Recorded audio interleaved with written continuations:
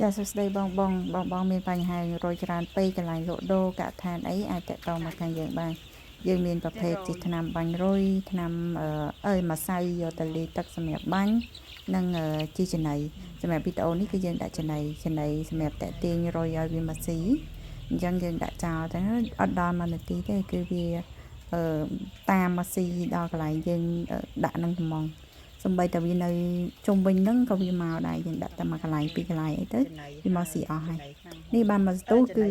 ងាប់ព្រានចឹងមកស៊ីហ្នឹងហើយមិនតាន់បានហើតាណាទៅងាប់បាត់ដែរ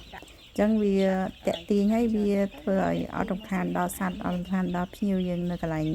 ហូបអីដែរ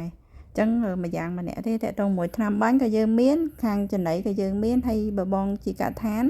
អាចយកជាម្សៅទៅលាយទឹកឲ្យនឹងបានច្រើនសម្រាប់មកកញ្ចប់អាចលាយទឹកបាន10លីត្រសម្រាប់ចំណីយើងអាចហួយតិចអញ្ចឹងទៅអាចឲ្យវាហួយមកស៊ីដល់កន្លែងអញ្ចឹងណាចឹងបងធ្វើការអាចតាក់ទងបានតាមលេខទូរស័ព្ទ015 488 498 Telegram លេខហ្នឹងក៏មានដែរអរគុណច្រើនបង